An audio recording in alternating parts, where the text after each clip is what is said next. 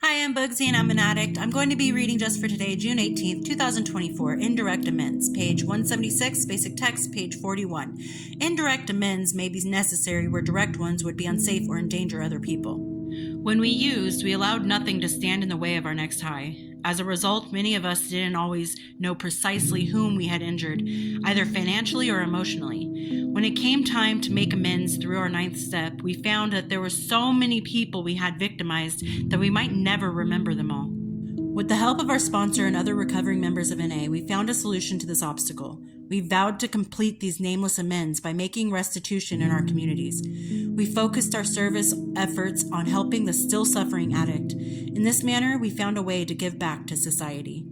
Today, with the love and guidance of members in NA, we are giving back to the world around us rather than taking. We are making our communities better places to live by carrying the message of recovery to those we encounter in our daily lives. Just for today, I will make indirect amends by reaching out to an addict who may need help. I will strive in some small way to make my community a better place in which to live. That's absolutely true.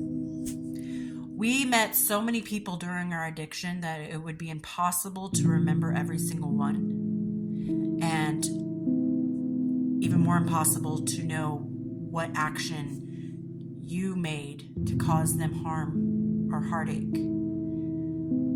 So when you live your life in recovery, you live it not just for yourself. You live it for yourself first and foremost, but not for just yourself, but for those around you, those who love you, those people you don't even know that you may have hurt because of your addiction. I know that some people that I met throughout my addiction did a lot of what I learned to be called licks. I learned a lot through my addiction, and not positive things, but like a lick is stealing. Coming up on someone is basically the same thing, but maybe like you took a little bit more than you should have from them, or finding something that's not yours that you take. So basically stealing a lot. So I didn't partake in stuff like that. But there are victims that we don't even know existed, or we knew they existed, we just didn't know who they were, and who cares? I'm getting high, so that's my number one. I don't care who I'm hurting. And so it would be impossible to go find the people that you've hurt and apologize. And I think that even if we knew who they were, strangers on the streets, if we found out who they were and we approached them and said, hey, I did this to you a long time ago, that's going to be unsafe in different ways. I mean, they could react aggressively, or I don't know. There's plenty of things that could happen and go wrong when you're trying to do an amend to somebody who you've hurt, because everybody has their emotions and they are all valid emotions.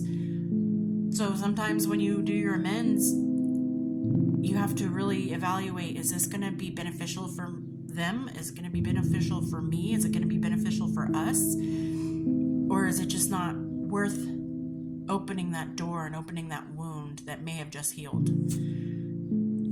So when you live your life in recovery and you live your life honest and on the straight and narrow, you're making amends to those that are nameless and faceless to you. You are contributing to society as somebody who respects others and respects themselves. And it could be hard sometimes to not want to go back to the old habits. Your mind can go back to like, oh, I could totally take that purse right now because, back in my addiction time, that was so easy. That would have been an easy lick. But then you have to stop yourself and be like, why am I thinking like that? And not do stuff like that. It's a healing process for everyone involved. And though we may be the perpetrator and they the victim, we too have to heal from those actions and that behavior. It's not to say that those actions and behavior are going to be like swept away, like, oh, it's no big deal, it's fine, whatever. I was an addict, that's why it happened. I was in addiction, it's fine, and everything gets wiped clean. But that's not how it works. We have to live with our guilt, and we have to live with the actions and the behaviors and the outcomes and the consequences of said actions and behaviors. But we shouldn't have to live drowning in that guilt. There's going to be guilt. That's natural. That's something that's just how our brains work. We're going to think back on those days and be like, oh my God, I can't believe I did that. I'm so embarrassed. I'm ashamed. I feel so guilty for that. But you can't hold yourself hostage to those moments in time that are behind you. You make your amends and you move on with your life. And eventually you'll start to find that you can forgive yourself. And again, that doesn't, wash away the situation, doesn't take away what happened, but it helps you grow and accept the path you're on now. Because I think that if you live in, doubt and dread and guilt and shame, I think if you live like that, you're not going to get very far, because you're going to be stuck in that rut of, what did I do? I was a horrible person. I'm a monster. And when you start saying those things to yourself, you start to believe that. And that's how you start acting. And that's how you start carrying on in your life, is becoming that monster that you were during your addiction. And you're not. You're in recovery. You're sober. You're trying to better your life and the lives around you. And you're trying to make those amends. And even if those amends aren't direct, you're doing something to give back in a positive way what you took in a negative one. Does that make sense? So just don't hold yourself hostage. Make your amends where it's safe. Make your amends directly. If it's not safe or beneficial for either one of you, make them indirectly.